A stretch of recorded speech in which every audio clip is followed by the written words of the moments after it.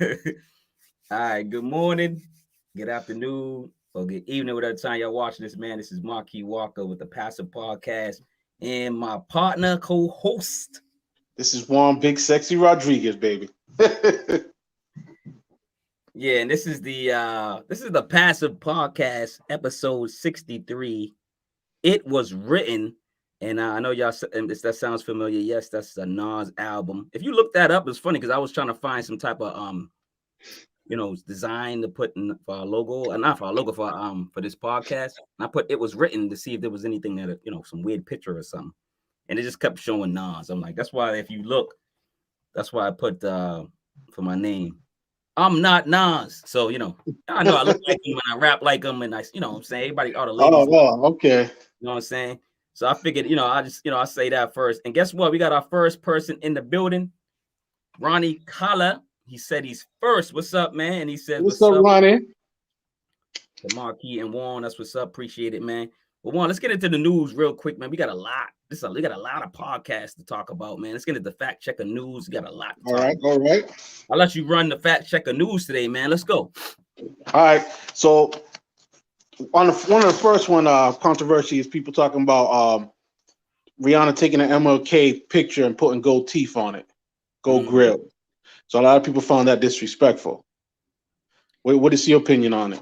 I did see that. I did the research after you was telling me about it, and I don't know if she was. Here's my thing. Like, I think we shouldn't cancel her. This is cancel culture, right? So cancel Rihanna because she's my third baby mama. You know what I'm saying in my head. Damn. In my head. You know what I'm saying, but not saying she can't do nothing wrong, but she maybe she just made a mistake. She was making fun. I don't know, but it was a bad thing to do. Maybe she didn't think twice, but it is what it is. Chuck. What up, Chuck? What up, Chuck? What's good, brother? What's going on, fellas? How you doing? How's everything, man? Watching the Brady era about to end. Beautiful, isn't it? Well, Chuck, dive in. We talking about Rihanna and MLK photo. You know anything about that? Nah, I'm not familiar with that. What's up with that? Juan, tell him. Oh, so Rihanna took a photo of MLK and had gold grills edited on it.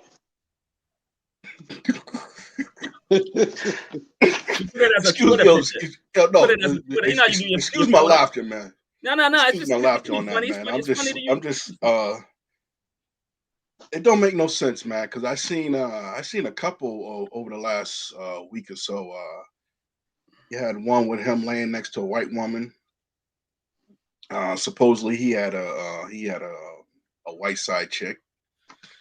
There's another one. He was in a phone booth. I mean, it didn't look funny. I mean, it was just he had his shades on, and he was just chilling in the phone booth. So I found that hysterical. I mean, it's basically he was him and his natural surrounding. I mean, just being laid back and whatnot. But the gold grill thing with Rihanna, that's funny. Yeah, she made it her Twitter. Everybody was going bananas. I mean, you're either gonna be offended or you're gonna laugh at it. Just chuckle at it, man. That's all I can say. Number 2, vaccines 4th dose. Like Juan told me about the 4th dose. I didn't even know anything about it. What's going on, Juan? I seen something about that, man. But Yeah, so overseas they were giving out a 4th vaccine, and studies show that it's unnecessary here in the U.S. and some other countries, and also it's like a waste because they it's you're good as it is with 3 doses. You don't need a 4th one. It's like an overkill.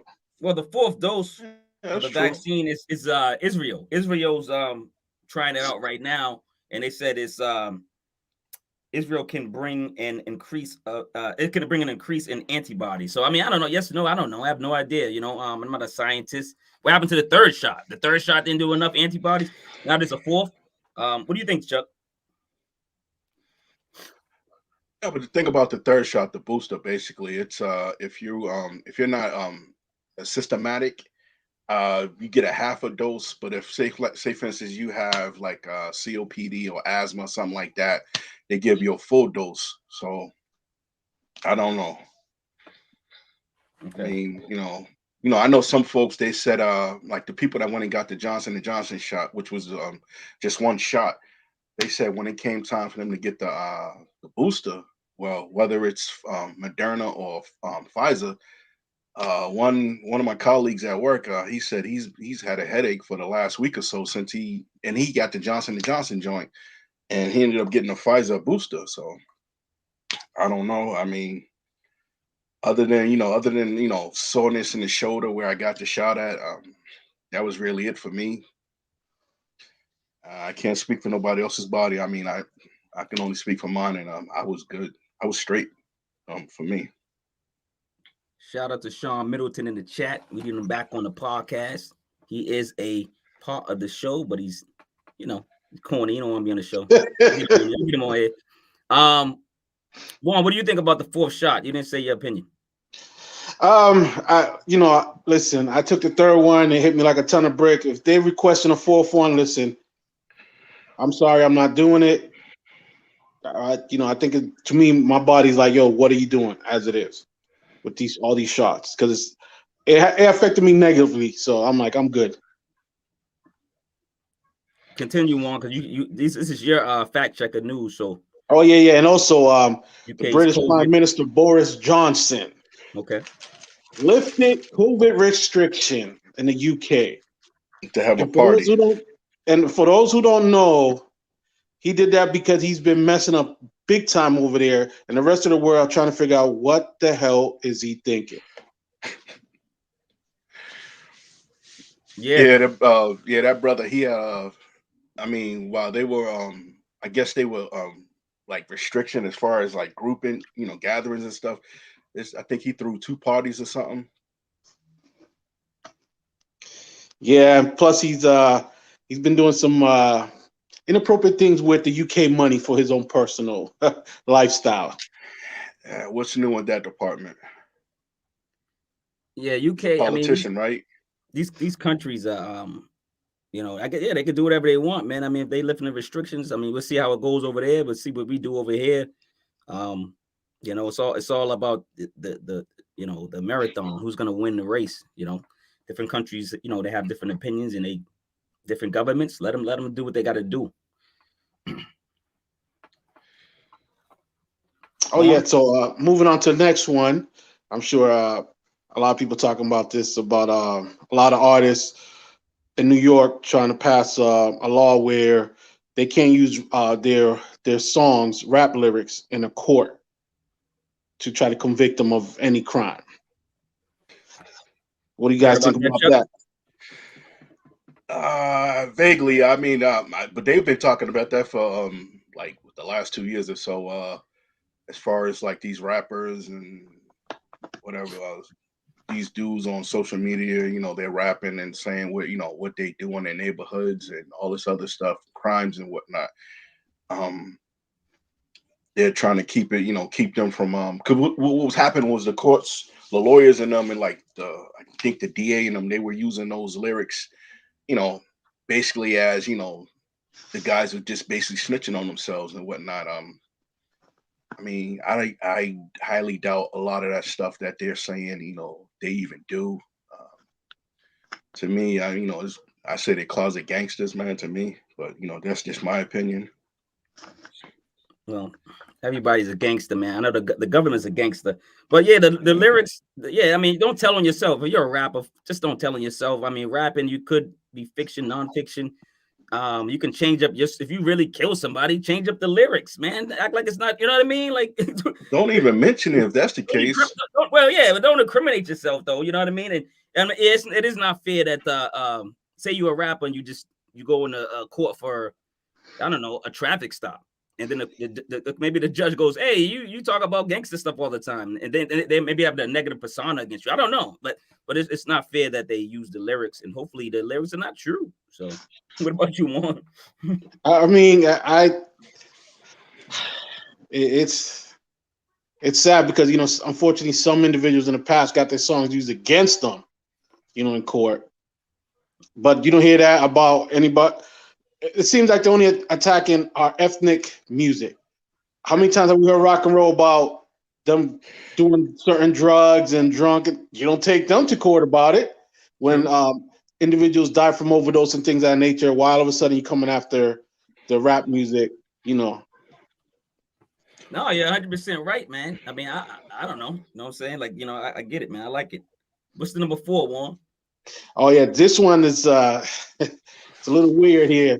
So AirTag, yeah, so Apple came up with this tracking device called AirTag, and a lot of individuals, a lot of women especially, if you have an Apple phone, it lets you know 10 to 14 hours later, hey, there's an AirTag near you. And what it is, ex-boyfriends, strangers have been putting them in. This one lady flew 14 hours before her phone let her know, hey, there's an AirTag in your bag. Some people be putting in people's car under the bumper. In some states, this is not illegal. So what they're telling law enforcement, telling people, if you get a notice that you've been bugged with an AirTag, go to the police station. That will scare the individual who's trying to track you. Because in some states, like I said, there's no law to protect them against them, and it's hard to track who put the AirTag on it, because you know Apple with their security system and stuff are now they are looking into considering giving law enforcement, like if somebody complains, hey, somebody put an AirTag on me, law enforcement will have the right to see who's the person that activated and bought it. Well, let's go off on a lighter note, because when the reason Apple put out the AirTags were for like actually a positive reason. They wanted to track your kid. You could track your kid on, you know, put it on their phone. You could put it on your keys, find your keys. I mean, I get it, but you know, people are always going to find something, some invent, you know, use that invention or use that whatever it is to do something negative. I mean, I don't know. I mean, they got these Apple glasses coming out too, with cameras on them. You know, you can be probably recording people without them knowing. I mean, what do you think about the AirTags, Chuck? I mean, that's some creepy shit. I mean, don't get me wrong. I mean, you know, I understand, you know, you're trying to track your kids and your pets and your spouse or whatever, but I mean, to each their own. Like, I know where my kids are. I know where my wife's at. You know, like I said, it's teach their own, but I mean, just women and guys, because you know, it ain't just happening to women, but just be careful your surroundings. I mean, if you walking around one of these big ass purse, you know, if you going out somewhere, check, you know, look inside your bag, man, see what's inside there. I mean, you never know. I mean, your car. I mean, I'm not saying you got to be James Bond or you know whatever. Or, you know, you going into the prison and you got to get a camera, you know, and a mirror and shit, check under it. But I mean, just you know, look around your car before you get in there, man. Just you know, hey, just common sense, man. Just check around. True. When you buy the car, you know, one last one. When you buy the car, you know, feel around it beforehand and stuff, man. You know, so you know what it feels like. So you know, if there is an AirTag under there, you would know it, or something under there, you would know exactly where it's at. Chuck, no disrespect, you're doing too much. Because like, first of all, it's a small device, and you want no. I'm just saying, like, who's gonna like every day check their car, check whatever to see if somebody's AirTagging them. And you know, I'm saying in general, unless you're a criminal, you're like, oh, someone's, you know what I mean. But let's go on. Juan, let's our first guest is here. I'm gonna introduce her, bring her in, have her introduce herself, and then we can go on with the show. Introducing Goddess, and I'm gonna say Zaby. Yes. Good afternoon and good evening, Queen. Whatever time it is, where you at? So, how are you doing? Good evening. Hi, everybody. How y'all doing? I'm doing hello, welcome. Thank you. Thank you. Pleasure to be here. Please introduce yourself, and then the guys can introduce themselves after. Okay. Goddess Zaby I'm the host of LoveSoap420 Podcast, which talks about a lot of digital art and NFTs. I'm also a digital art curator for Nathalie Calvin Studios. So I have an online digital gallery business where people can take a look at other art, you know, for purchase, acrylic prints, things like that. I've been doing graphic design and web design for 14 years, so I know what I'm doing. and that's pretty much it. I'm living life to the fullest now. I just turned 44 last month. Congratulations. Thank you. And I honestly feel better than I've ever felt in a very long time. So I had nothing but positive vibes to bring. Well, that's great. Chuck, introduce yourself to the young lady, please. And Juan, introduce yourself and please start off the show. I got to do something real quick. How you doing? I'm Charles. They call me Chuck. I'm just here for the jokes, man. Tell you the truth. Okay. But no, seriously. I'm just just a fun-loving guy. I mean, I love to make people laugh and shock them when I come off with my knowledge. Nice. Things that they don't realize I know.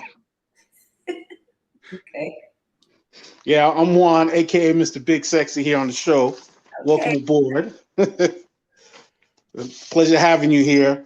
I'll same here. How you doing? How's your weekend going? Can't complain. Any day above ground is a good day. Yes, sir. So we're gonna jump right into this show. It was something that it just popped into my head. Charles seen it in a group text, so I was listening to Nas, and of course his album. It was written, and I was wondering to myself. I said, "Is our life pre-written? Is it written for us?" You know what I mean? For us, they say that we choose to incarnate here on Earth. Okay, that's a philosophy that's out there, and I don't know if our fate is destined to. I think we do have free will, so it's not. I don't think it's. I think it can be. You can have an idea of what you want for the future, but it's your actions that kind of solidify if it goes the way you want it to. The power comes from within. So I think it's written if you write it. You can write your own story. I really feel like you can. I don't think there's fate where someone is writing it for you. I think we're writing it for ourselves. We're more powerful than we believe. We really are. Much more powerful. No, you're right. 100%. Chuck, what do you think about the title of the show today and with the topic before we get into the questions? I mean, as far as it's being written, I mean, sometimes it feels that way. Say like of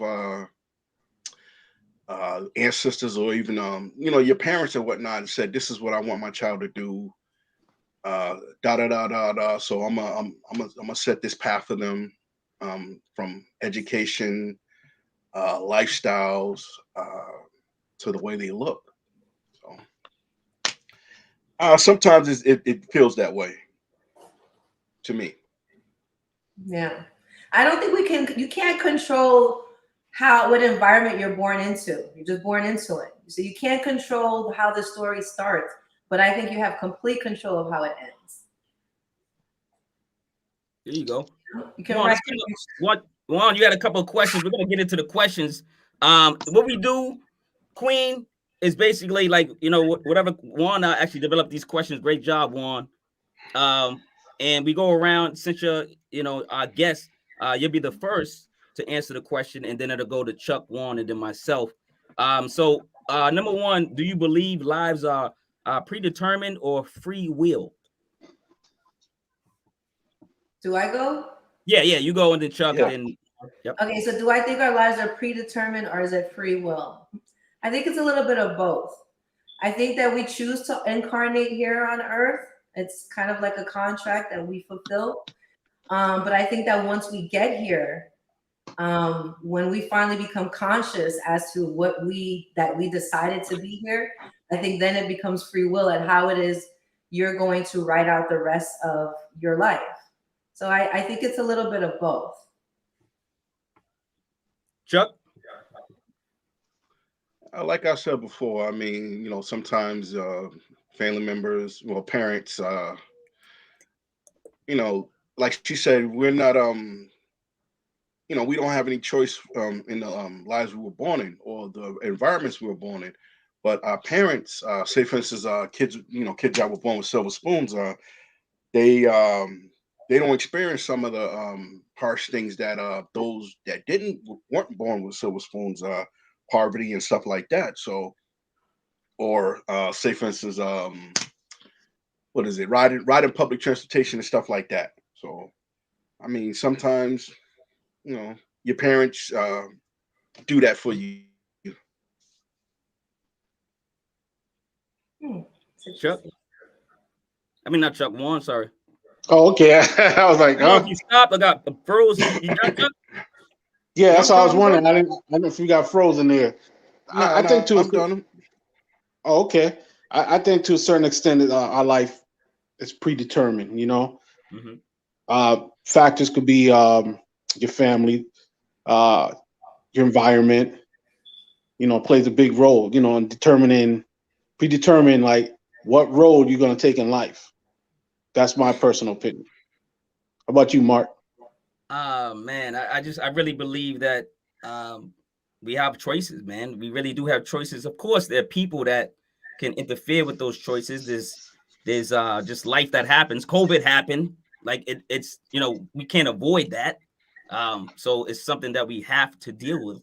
Weather happens. We have to deal with it. It's certain factors that just happen, and then we have to take a left or a right.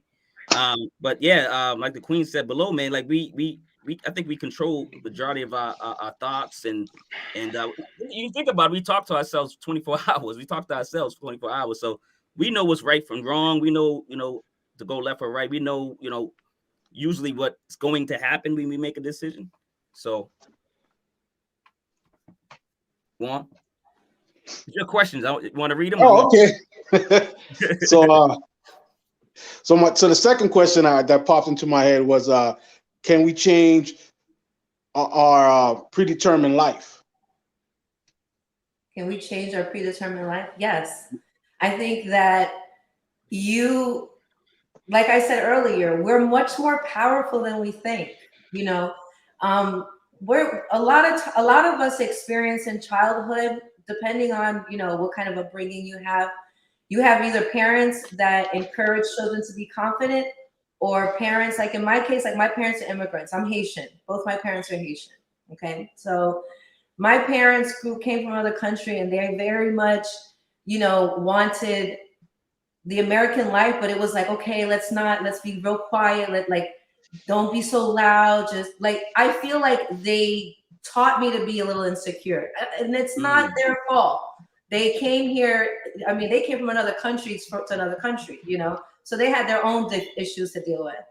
But I realized through time that I was conditioned to play small, when in fact, I felt like I had so much to express, but I was holding it in. And then once I started to get older, because I feel like life doesn't start until you're 40. I know it sounds crazy, but it doesn't.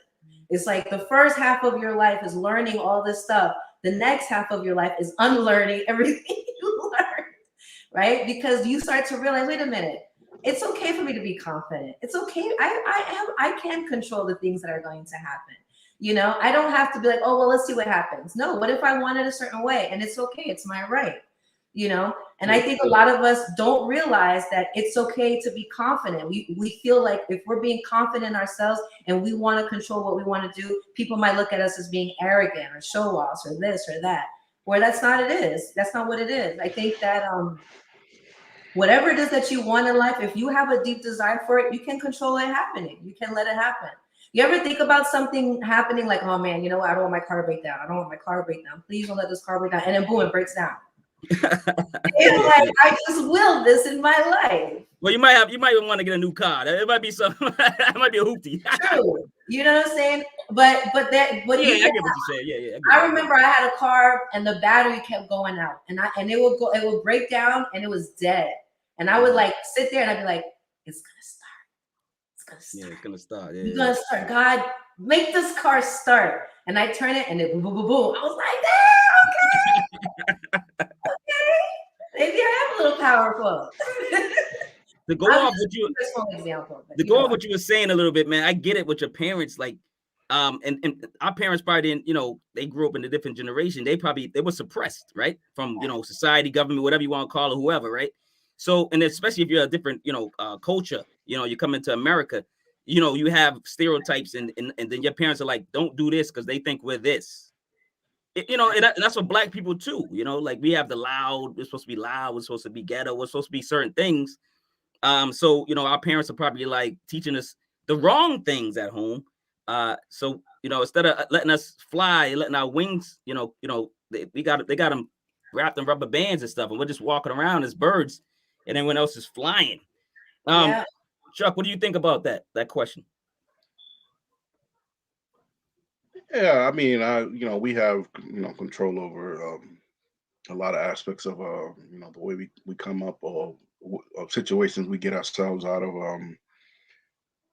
I don't blame the neighborhood I grew up in, because there's a lot of folks from that same neighborhood that are successful.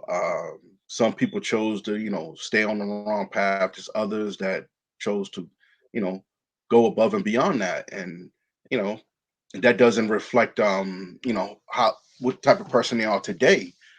Because I mean, I know a lot of people from my old neighborhood that are very successful. I mean, as far as music entertainment, you got a couple of actors and whatnot, poets, authors, lawyers, and stuff like that. So it's what you want to do. It's not being peer pressured, having a strong will to change that particular situation in your life. So I mean, hey, don't let nobody hold you back, and I can care less what what you think about me. If I'm happy and I'm confident about what I can do, hey, who are you to tell me I can't do this, or I'm trying to show out? Hell yeah, Chuck. Yeah, exactly. Juan, you with us? I guess Juan. Let me take over. Nah, he's on mute. He's on mute. Yeah, no, maybe I don't know. Maybe he went to the bathroom. I don't know. But all right, number 3. Is there an unseen force guiding us? That's Juan's question. But Goddess, what do you think? Is there an unseen force guiding us? Yeah, I say my ancestors are driving me into the right direction. I mean, not just ancestors. I mean, your grandparents, your mom, your friends. I mean, shit. I mean, you got people behind you that you might not even know that's standing behind you, and they're praying for your happiness, and wishing that you get everything in life that that you choose, that you want, basically. So I mean, unforeseen people around me. Hey, I got the world behind me, man.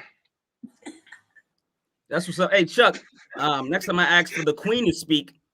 My fault. Calm down. I'm sorry. I'm sorry. My fault. You want to be a queen? Nah, I ain't trying to be no queen today. Format, man. It's a format. I'm sorry. My fault. No, it's fine. Like when you feeling it, just say it. Feeling it. No, I let him go. I'm just playing. Nah, my bad. Goddess, we've been friends for like 30 years plus. Like it's just we've been cool. Yes. Is there a greater force? What do you say? Like guiding us? Okay. Yes, I think that there's always, the people that we might have been close to that might have passed on to the other side. They might be involved in it. I do feel like, there are what I call spiritual guides that, sometimes, you have a question or you feel like you're talking to someone, but you're like, who am I talking to? But you're asking the question, then you're getting the answer. You're asking yourself questions in your mind, and then you're responding them in your mind, and you're like, where is this coming from? I feel like that comes from our higher selves.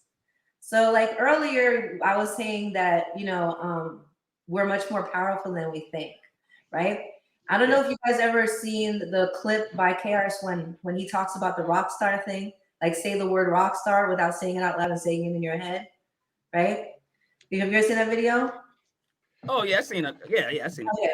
So he talks about you that internal dialogue that we have in our mind. Like, when you get up and you're like, man, you don't say it out loud, but in your mind, you're like, damn, what I got to do today? Oh yeah, I got to take care of this. Oh man, I got to make sure I do this. Let me get, and you're having this internal dialogue. And then you have a question. You're like, man, what should I do about this? And all of a sudden the answer comes to you. It might be the people, it might be the guides around you, maybe a greater force. But I think what we don't really, and what's hard for us to grasp is that greater force can be us in a higher dimension to some extent. You know what I'm saying? Yeah. It's your future self guiding your past self. Because if that conversation is happening in your mind, who's talking and who's answering it? Exactly. What part of your brain's answering it too? Exactly. And sometimes we don't think about that. Like who's asking the questions and who's giving the answers, and it's all happening in here. So can that future one give me some numbers or something that I can, I can go to the store and play? Here we go with the lottery. Calm down. But I dig what I dig that, and I mean, you're the first person I ever heard, say that, besides, thinking in my head and whatnot. But it's powerful. Yeah, I mean, like, because we're so much more powerful than we think. We there's always, if you look back to yourself 10 years ago, if you can go back into time and look at yourself 10 years ago, let's say, or whatever, when you might have been going through something and you're like, how do I get there? What would you want to tell that past self? Like me, I want to say, keep going, girl. Keep going. I know today seems tough, but keep going, because man, where are we at 10 years later? You know what I'm saying? It's great. People always ask that. People always say that. Like they say, if I could talk to myself, it should be a question like, it should be like, if I could talk to myself 10 years ago, or whatever years ago, without changing, I mean, I don't know, the dynamic of whatever's going on Earth, like the lottery, Chuck, or sports betting or something. But like, what would you really tell yourself? Would you like to improve yourself and not like your financial situation and stuff like that? You know what I'm saying? What would I tell myself? Well, no, I'm just saying, I was just going off of you. Like, a lot of people say that, but then they kind of like, they say it's not exaggerating. They want to wish, money, or they want to wish, Oh yeah, like what would I say to myself? Stock picks and stuff like that. Like, yeah, you got to tell yourself something that's relevant to your success mentally, and not like it shouldn't be anything that affect your finances or the world. You know what I mean? A lot of people say, "Oh, I wish I knew this 10 years ago. I wish I knew this." Well, you know it now, so let's do something about it. Think about this. Everything you've ever done up until this very moment is what led you right now. You're doing this podcast. You're talking to people. You're connecting with people. You're learning about life. You wouldn't have gotten here had you not gone through everything you went through from yesterday back. Exactly. Right? Can't have a test. You can't have a testimony without a test. You can't talk to people and try to inspire them to do better and to love and to learn unless you went through heartache and depression and you had to love and learn.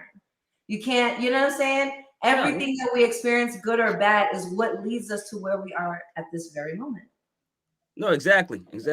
Shout out to Keith Jones in the chat. He's a co-podcaster. Shout out to Ronnie. He's a co-podcaster when he ever comes on. Juan, are you here? Am I continuing?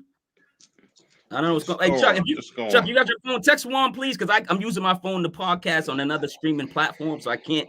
I think he texted me, but I can't look at it right now. I'm gonna continue. Number 4, just be me, you, and her for now, and then we can talk about NFTs in a minute. Can you visualize something? What did he say? Can visualization something bring it to fruition? So, like, if you visualize something, like we were saying, can you bring it to fruition? Can you? Is it me or start up with you? Yeah. Okay. Sorry, Goddess.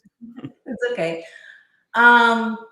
Yes, I think so. I think everything you do, it starts with a vision. You're imagining, man, it'd be nice if I could, live this life, if I can live like this, if I can have this in my life. We all have these visions and these desires, and how often we play out those desires in your mind can determine if it comes true. There's a philosopher I remember reading that talked about how your brain can't tell the difference between you imagining you're doing something and you actually doing it. Okay, so when you're envisioning yourself wanting something, your brain is like, oh, we got this. Is this what we want? Okay. And how often you're visualizing it is what's going to make it more solid in your subconscious mind. But if you're so it does start in the mind. Everything you do starts in your mind. Everything that you want to do in life, it starts with you thinking about it first. I think visualizing it is very important to manifesting the kind of life that you really want. Yeah, great answer. Chuck? Hey man, one thing that comes to my mind, faking the funk, man. Basically, do it until fake it until you make it. No, I'm not trying to be funny on that one. The fake gold chains? What are you talking about? No, but like, okay, like she said, you said visualizing, right? Okay, you see yourself. Okay, say like if you're the man, you're not the manager at work, but you telling everybody you're the manager, you have it in your head that you're the manager, and then 6 months down the road, what happens? You end up becoming the manager, but you seen yourself as the manager for so long. Then when you become the manager, you're like, damn, this, I've been thinking about this for the longest, now I'm here. So, yeah, I mean, hey, fake it until you make it, man. That's the way I see it sometimes. That's it. You gotta think about it and believe it, and the intention behind it too. Because if you don't really believe the things that you're thinking about, it's not like the universe, it's not like God doesn't know that what your intentions are. It knows, So you got to strongly really believe, that, okay, I can have this, whether it's, a certain car or a house or a life, whatever it is, or a sport you want to play. If you think about it, but you in your heart really believe, like, man, I could really have that. That's, what I'm saying? Like, for real. That's going to bring it to life. But if you're like, oh man, I could have $1 billion, but let's say you're subconscious, like, man, you can't have $1 billion. You're playing yourself 100%. because your heart doesn't really believe that, even though your mind is saying it. So there has to be intention. Nah, it's just self-doubting yourself. That's all. You're visualizing is what I'm saying, But yeah, I think that if you play it out, like you said, faking it to make it is another avenue too. You could just say, I'm just going to keep playing this role until I step into that role. It happens. Well, yeah, I think visualization is the key, and it's kind of like, I don't want to bring this. My first example that's stuck in my head was when, like, someone's say someone's stuck under a car, and all of a sudden you get strength to pick up a car. But if I told you to pick up the car yesterday, you can't pick it up. You know what I'm saying? Like, so it could be a mental thing, and I think it does start in the mind. And I think if you visualize, you can do it. I mean, not a lot of strength things, but I think you can. I think you can. I mean, you're not lifting like buildings or something like that, but you can probably lift the car if you really, really thought about it. And did it right. Positioned it right and position yourself right. But yeah, I really believe that. We're on number 4. So you want to take over? Are you back? Yeah, I'm back for a few. Sorry about that. I had to step off for a minute. Okay. Oh, okay. So on question number 4? Yeah. Okay. Do you think there's an invisible force guiding you? What's your opinion? I think we Yeah. Which one are you doing?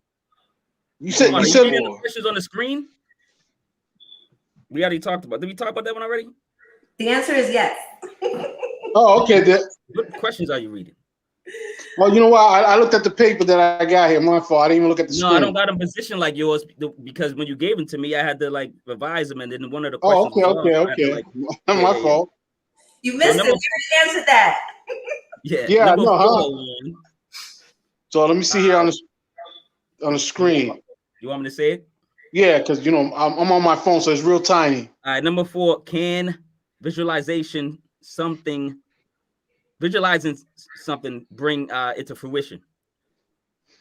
Oh, I say yes. How many people don't you hear all the time saying, I visualize this so it could come into fruition, and it comes to fruition, Me personally, I think so. Okay. Your next question is number 5.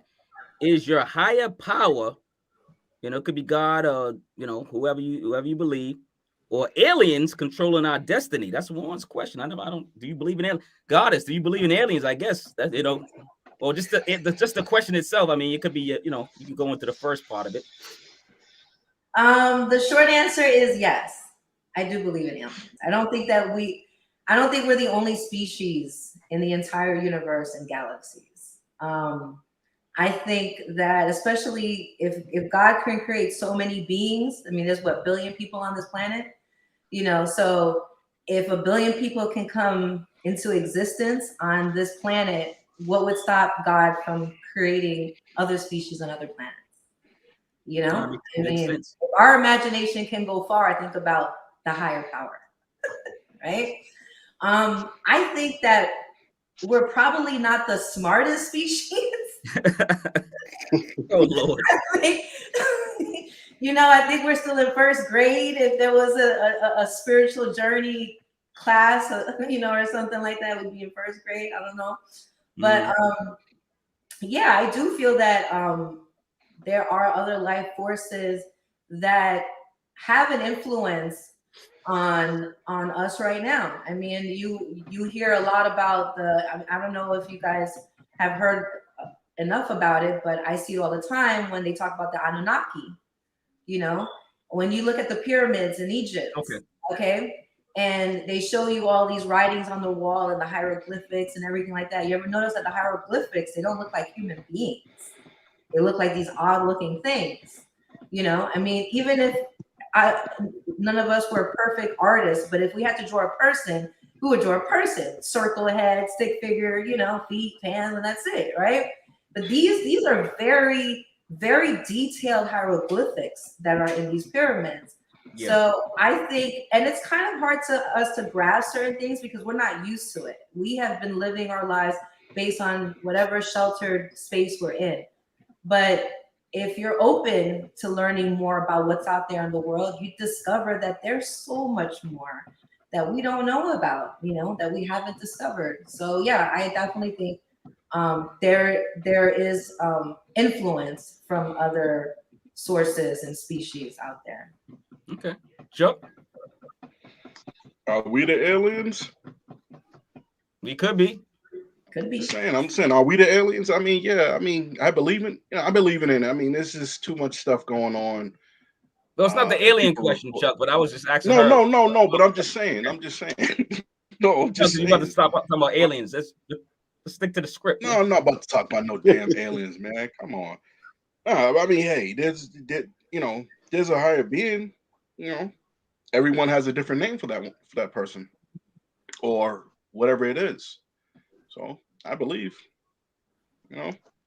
So you believe in God, and you think God has a control on your destiny? To a certain extent. We have control of our own destiny sometimes. Yeah. It's not just his. Well, it's willing, but it's your own. So yeah, there's somebody higher over somebody. Somebody out here responsible for this. Yeah, somebody is. We just gotta get the name right. JR, man, what's up? Yeah, I think there's a higher force that does influence our destiny in life, whatever form and name you give it. But I think there is. No, I believe so too. I mean, the reason I used higher power was because I didn't want to offend anybody. Because they might say God, they might say Buddha or whatever. I mean, a higher power to you could be whoever. So that's why I wanted. But I do believe some other force, of course, created us, and they probably have something to do with what we do. I mean, are they controlling us like a video game? I don't know if it's that controlled, but I think maybe there's certain things we do. Maybe they can change the weather, and and then that makes us not, drive as much, whatever it is, I don't know, but yeah, I believe so too. Number 6, Juan. Want me to read it? Still keep reading? You said yeah, if you don't mind. All right. It says number 6 is does logic take us off our straight path? Does logic take us off our straight path? Who wants to answer first? Juan? Yeah, I'll jump in. I think sometime it does, because depending again what higher force you may believe, you may feel that this is that path that force wants you to take, and then you start analyzing things and internalizing it and being like, well, this really don't make sense, So I think logic can take you from whatever path that, again, like you said, whatever you believe higher force may be guiding you to. Yeah, because you could be, on a straight and narrow path, and then your mom's tells you, your father tells you, somebody tells you that, hey man, why aren't you? You need to go to college, or you need to do this to be successful, and then you don't know no better. You go do it, but you feel a different way. You feel like you was on that path. You was going straight, but somebody takes you off. You know what I mean? Hopefully you get back on and you get back on your path. Goddess, what do you think? Yeah, it's funny you mentioned that, but because it's kind of like I had that kind of experience. My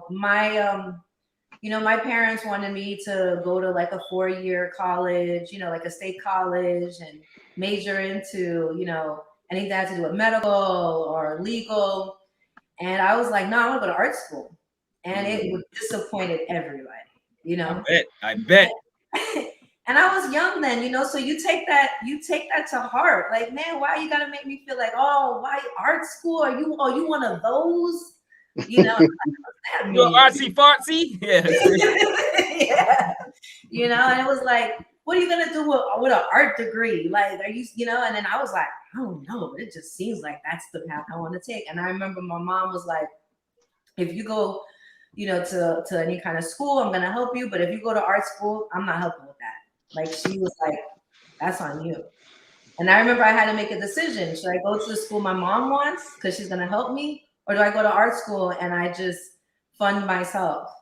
And I was just like, bump it. Let me just go to art school. You know what I'm saying? It's what my heart led me, even though everyone around me was so disappointed, was so like, just, right? That stuff. No, nobody liked the fact that I wanted to go to art school. I was not surrounded by creative people. So it took a lot of, I had to just be like, okay, I don't care. I'll pay for it myself. I'll get to school however I got to get to school, and I'm going to do it. But you know what? I don't regret any of it. Every day doing something you love, even though you're struggling, it has a feeling of completion. Like you feel like you're fulfilling what you're meant to do, even though you can't see too much in front of you. It's kind of like being in a dark room with a little flashlight. And you're like, I don't know what's 100 feet in front of me, but I have to trust that this is my path to take. And, 15 years later, I make a living off of, Exactly. We're gonna get into that, right after this. But Chuck, did you answer this one, the logic question? No, I didn't answer that, but yeah. Just to piggyback off of what everybody was saying, somebody can always, like you can be going straight narrow and whatever, and then somebody comes in, make cause you to deviate to to the left or to the right. So just use your common sense and feel it, and if you feel it in your heart, just keep doing it. Just keep going for what you want to do. Some people's gonna be hurt, but you're gonna be happy. So just use common sense. That's all I can say. Just use your common sense and go follow your heart. It's easier said than done, though. It's not I like understand hard to go through it. We can say that all day, but it takes a lot of courage every day to really follow your heart, to be willing to do it despite everybody against whatever it is that you're doing, despite the fact that people don't understand you, or like, what are you doing? Why are you doing this? Why are you doing it this way? There's going to be so many people questioning that. So having, being able to be confident enough to say, all right, I don't care, I'm going to do it anyway. It's not really that easy. It's really hard. It takes a lot of internal, just don't listen to what they're saying. Just keep going, No, you're 100% right, man. 100% right. Because you develop doubts because of your upbringing. The world itself gives you doubts and brings you doubts, probably subconsciously, and you don't even know. Yeah. Juan, number 7 is, do you plan to write a book? In the near future, yes. I think it will be very helpful for someone. I think so. Okay, Charles, since we're going off. Yeah. I definitely could see myself writing a book, man, or even writing a script. There you go. I like that. Yeah, I've been doing the research. I've been doing the research on how to write a proper script and whatnot. So let's go, Ice Cube. Let's go. I'm not there yet, but I can definitely. You there? See myself doing that. We got visualize. Visualize it. I can definitely see myself doing that. From life experience, some of the funny things that happen to me in life, and just friends in general. So yeah, I can see that. I can see that happening. What about you, Queen? You know what? I feel like this podcast is gonna age well. All these things that we can see, watch. We're gonna be like, man, remember we were talking about that? Now look, we doing it. Exactly. That's why I do it. That's why I do this, goddess. That's right. I feel like it's gonna age well. Yes, I already actually started putting some like materials together because I do want to put a book out. I even have a title for it. I'll tell you the title. Oh, real quick. It's called Love, the Root of All Evil. Ooh, I like that. Wow. Exclusive on the Powaful Podcast. I've never shared that with anyone, so this is exclusively on this podcast. We'll never hear it anywhere else. We appreciate it, man. We appreciate exclusives all the time. Stop playing, man. That title sounds very controversial. Well, let's get into that. Let's keep going because we want to get into her NFTs in a minute and what she's really here for. Number 8, let's go through these questions. These are the last questions before we get to the queens and why she's here. Number 8, 8A and 8B. We can answer them at the same time. I'm gonna have Juan start this off. Are you writing a list of wants and needs? And then B is like a vision board. Like what are you doing? Yeah, I actually started doing that, and that's because of you, because you have your vision board behind you usually all the time. So I actually wrote it. Yeah. Hey, I like that. So I actually wrote it down on a piece of paper in a book that I got. Things I visualize and plan on coming to fruition. All right. Who wants to tackle it next? Next question. The same question. Yeah. I write a lot down. Like I'm one of those that if I really want something, I'm gonna write it 6 times a day, and I'm gonna be obsessive with it because I really want it. And I think a vision board is great. Instead of putting a vision board like on the wall, like I probably should, what I do is I create a bunch of I guess because I'm a graphic designer, so I create all the things I want and I put them on my wallpaper on my computers. There you go. Every time I turn on my computer, my vision board is right there. That's what Steve Harvey does. Steve Harvey has it on his phone. He has it on his computer, his laptop. So it's a good place to put it. If you're always on something, put it somewhere you're gonna see. If you like food, put it on your refrigerator. Yeah, you gotta go. I'm always on the computer doing work, so I figured that would be the best for me because I'm not in my room or in other rooms. I'm usually just in front of a computer. So I said, I'm gonna put it as a wallpaper. But yeah, vision boards are great because that activates all of the, the ideas you have in your mind. So I think that's dope that you guys do that. Chuck, what's up, man? I jot stuff down. I mean, if I'm at work or say, for instance, I'm on, I'll just type it into my phone or something like that. But as far as a vision board, I don't have a vision board. I should have one. I mean, get one together with, the boys. So, we all can do it all at once and whatnot. Yeah, you can make it a family project. The wife and the kids, man. Ah, oh, that's hey. Dope, right? No. What do you mean? What are you talking about, Chuck? Because just she'll mess around, put the grocery list up there. She might. We put notes on the door as before I walk out the door. Oh, can you pick? Yeah. No, but I mean, yeah, that'll be a cool family project. Getting the boys, on board with the, including my wife. So, but I just jot stuff down. I just jot stuff down. Tell you the truth, man. I mean, sometimes Good. I could be sitting in a meeting and I just write it down on a sticky note. Next thing I know, I put it in, put it in my money clip. So when I'm changing, you still carry money, huh? Where you work at again? What's your my cards and stuff. Calm down, dude. I don't carry a wallet. I carry a clip where I keep my cards and stuff in there, my driver license, stuff like that. Oh, now where are you? Where's my gun? He's telling people you got money. That's one ass whooping you don't want right now, man. No, but I mean, I jot stuff down. I put it in one of my my computer books or even my sketch pad and whatnot. So, and I open it up. I'm like, okay, all right. Get on the computer. I just start researching, man.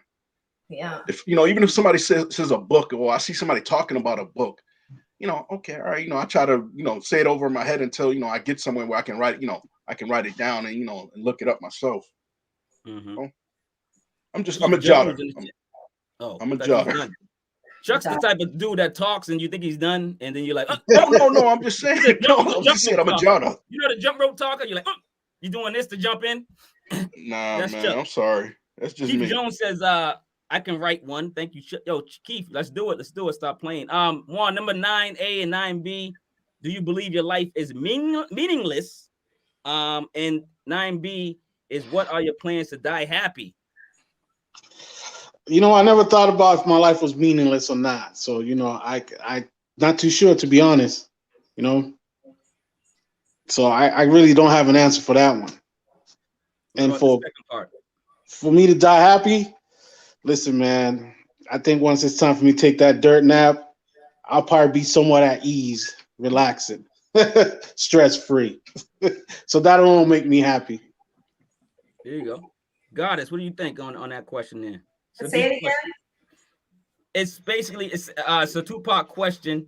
It's do you believe your life is meaningless? What are your plans to die happy? I wanted to do a tip and tat question. No, I don't think my life is meaningless. I definitely think that there's purpose to me being here. I have my ideas of what my purpose might be, but maybe my higher power has different plans. I don't know. I just go with whatever I'm thinking at that moment, at that time. I try to live in the present moment, Mm-hmm. It's like I said, it's like being in the dark with a flashlight. You can only see so far, so you take as many steps as you can, as long as you feel safe to some extent, right? I think I would die. I don't fear death. I don't know if I want to say I'm going to die happy. I'm not unhappy, but I don't fear death. I don't think of like, oh my God, if whenever my time comes, it's going to come. Will I be happy with how I lived it up until then? I probably would have wished I've done more. That's just me, because I'm probably I'm harder on myself than anybody else. There's so much that I want to do and so little time. I think that's just my ego, but I feel that, when it's time to go, I'm all right with it. There you go. Chuck, last question. Yeah, it's meaningful to me to to be a big brother, son to my moms, or uncle to my my niece and nephews, and just a family member. Just just that positive, that positive voice of reasoning. So, I'm there. I'm there for somebody. And as far as when I'm gone, hey,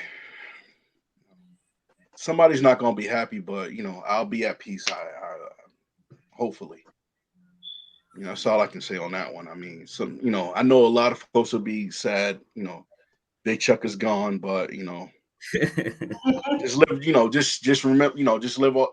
Just remember all the great times we had and all the funny stuff I done said, and all the smiles you brought to everybody. Hey Juan, I'll be right back. Yep. That's dope. Yeah. I like that. You gotta be. I think that if we can make an impact on just one person's life, that's purpose. I think every single person that's alive has meaningful. I mean, their life is meaningful. You know, the chances of you being born is 1 in 44 trillion. That means you alone being here is a miracle that a lot of people did not get. You know, so you really got to think to yourself, man, there is a lot of meaning to my life, even if you don't feel like you're doing something grandiose, but it's sometimes the little things, the little joys that you bring to the people around you, that's bringing that energy up around you. That's helping people. You don't realize it. Walking into a room and making people laugh, you know, saying that has purpose. You know, staying quiet, staying to yourself and trying to create something that you want to help people, that has purpose. Everything we do has purpose. You know, I got to play devil's advocate, you know, because then it's like, I look at my parents like, yo, listen, really? You couldn't just tell dad, you couldn't pull out? You didn't give me a choice to be here. You know what I mean? You didn't give me the option. You know what? There was a video that said 2 people had sex in the 70s and now I got to be here paying bills.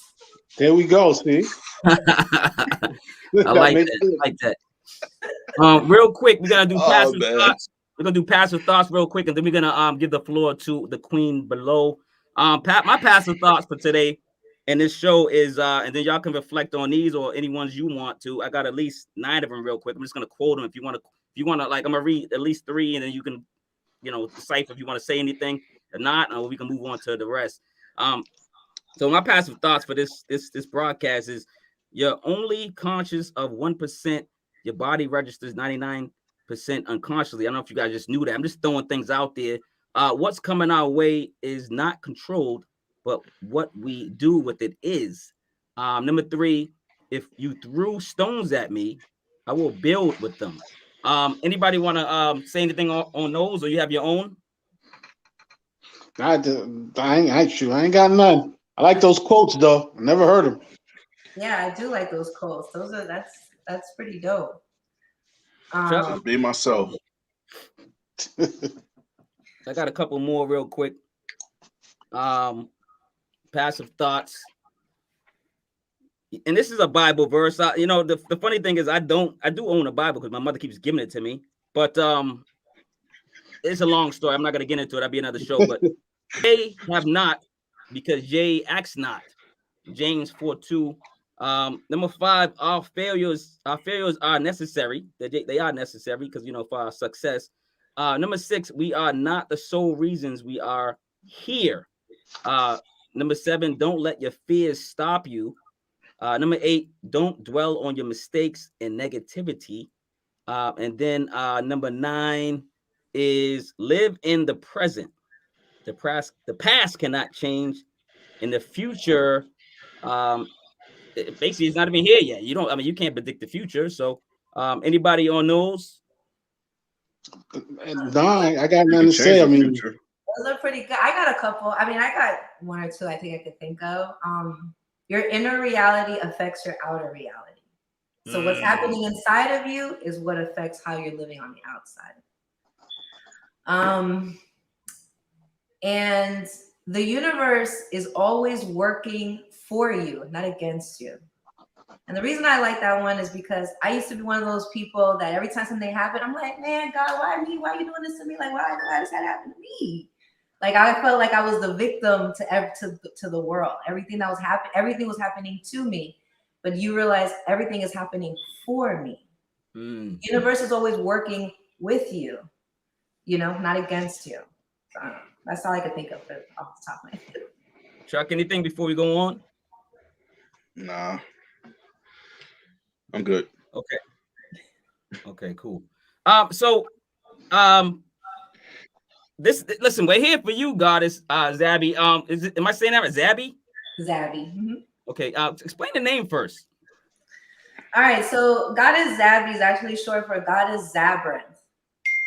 And how I came up with Goddess Zabyrinth. Well, when I was going through, I would say like my spiritual journey. I don't know if you ever hear people talk about that. Spiritual journey. It's kind of like when you deal with a lot of issues in your life, you kind of take a step back and say, what's going on?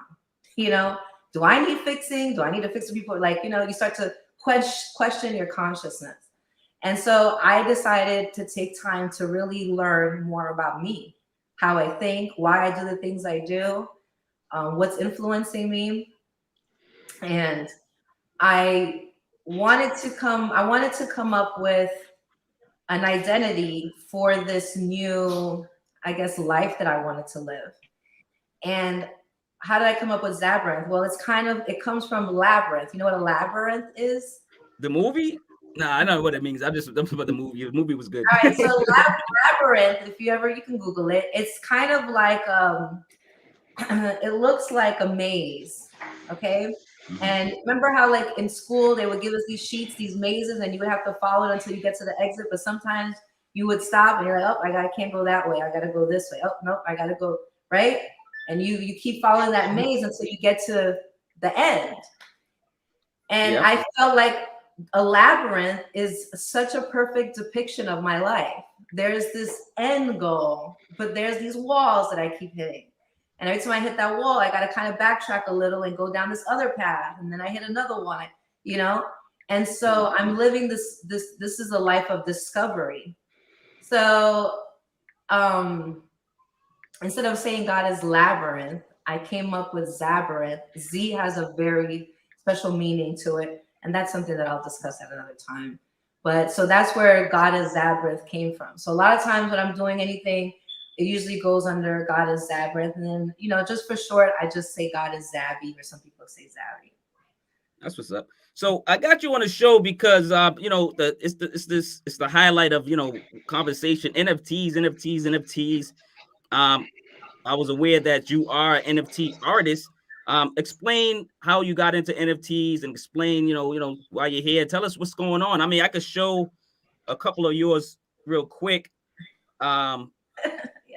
You know, just so people can see them. But talk about them. Let's talk about your NFTs. Let's talk about you designing and doing whatever you're doing right now.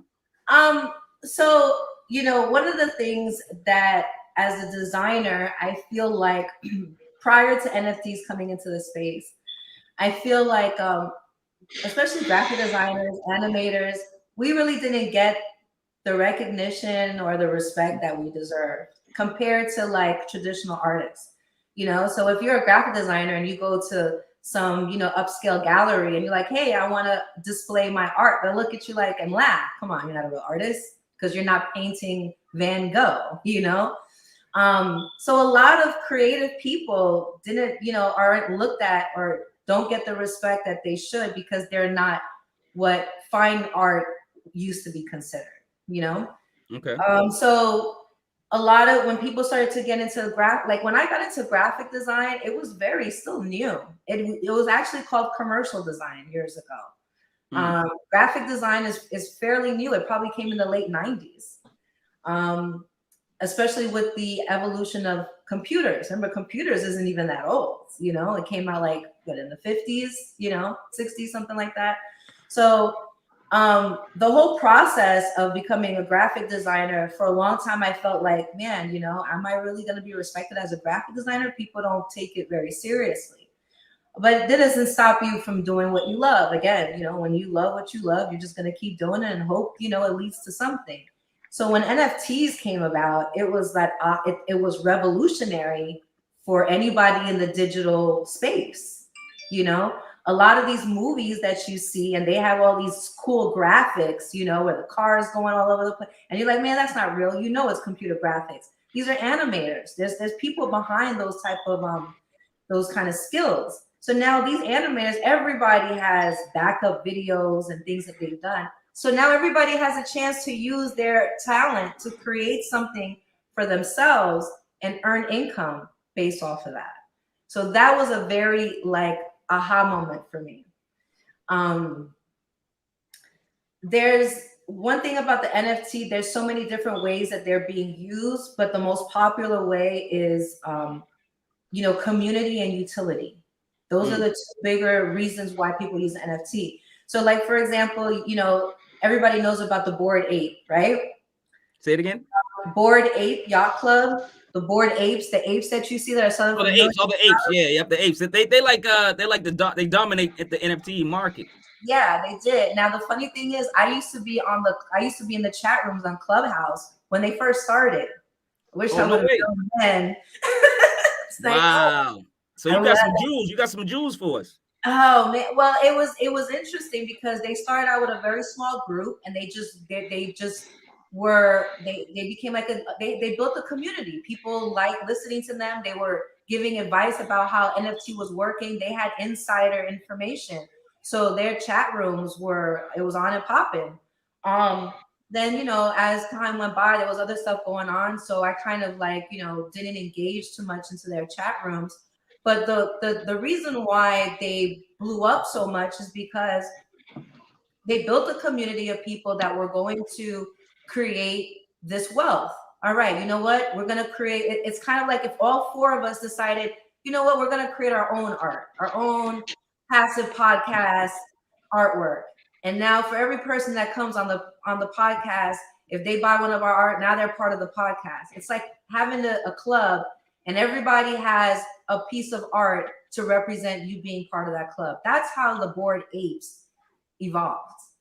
It started out like just a club of people who were exchanging art and selling it, but they were in the right place. A lot of them are in LA. They're in a bigger, wider community, There's a lot more money involved in these in some of these groups and communities. So it's easier for them to build that wealth. But this space is so broad, so new. Everybody has the opportunity to create something. You're just building it now, like how we talked about, earlier when we said, you can create your own reality. But what are you what kind of purpose do you want to lead in life? Because how you think is how it'll show up, right? Your inner reality affects your outer reality. So for me, when I was creating my NFT, Mega Goddess, I thought to myself, and that's not the first set. The first set I think I created was like Crypto Goddess. This was me just kind of getting my foot wet, trying to understand how NFTs work. But the more I started to learn and the more I started to, face different adversities, I thought, I want to create an NFT piece that represents the divine feminine energy that I feel like is growing in our community now. You see a lot of talks about, there was a talk when people would talk about the strong Black woman. Now you hear a lot of women that are saying, I don't want to be the strong Black woman anymore. I want to be supported. I want to be loved. I want to be cared for. Right? That's feminine energy. So many of us women at a certain point in life felt that we had to take a masculine role. Like I felt like I had to do that, like when I became a single mom.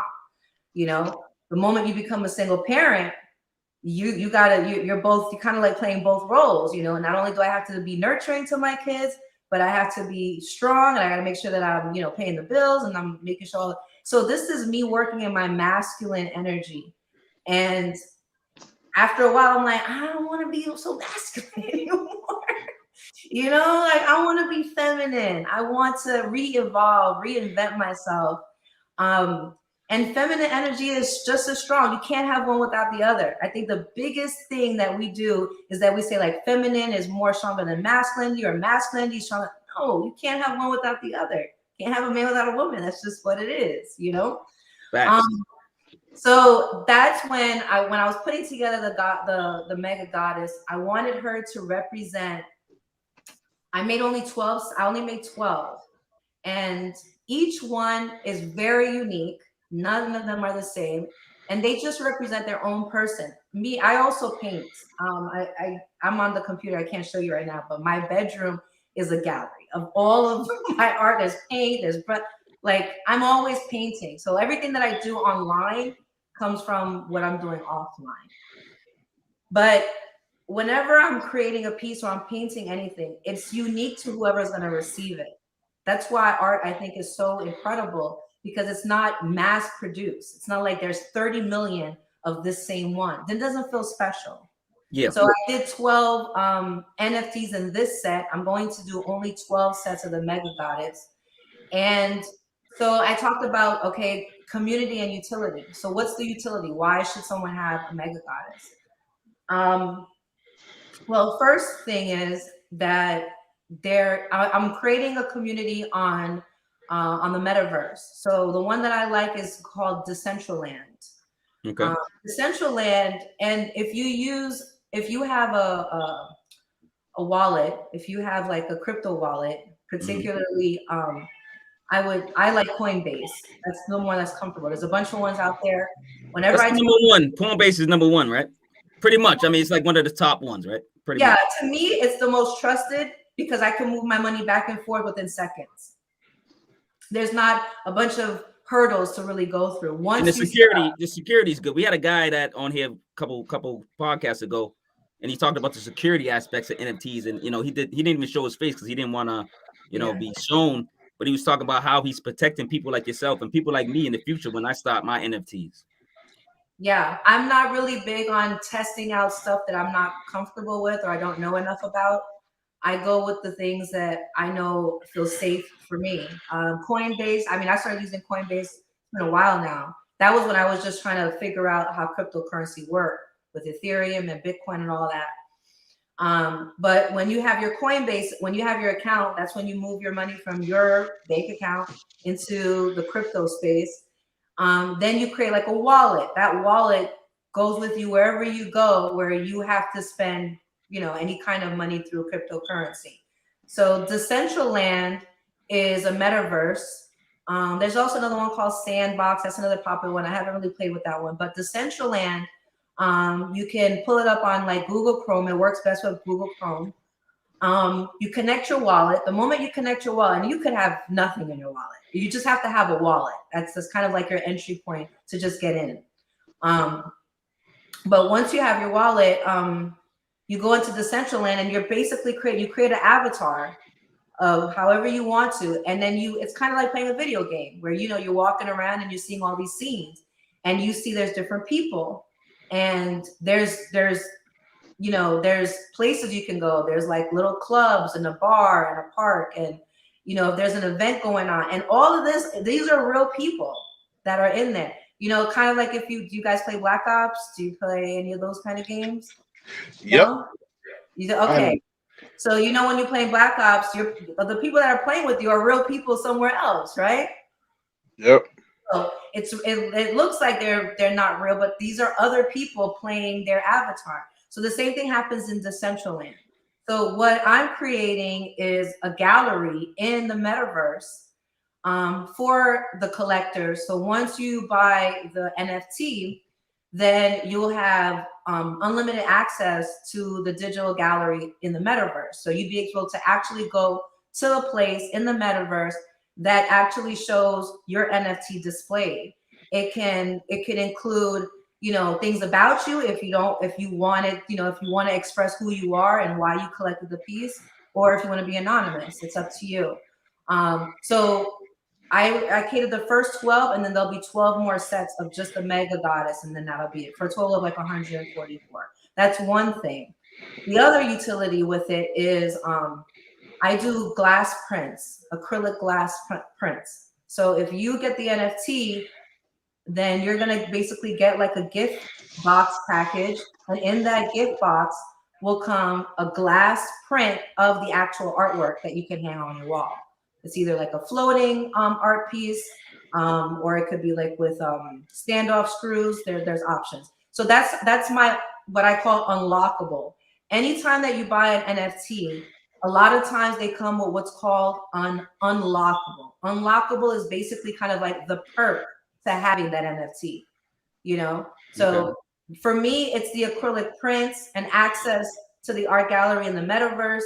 For other people, if somebody is a painter, they might actually give the real painting, if you bought the digital version of it as a gift. So people utilize different things as an unlockable, but for me, it's like the acrylic glass print.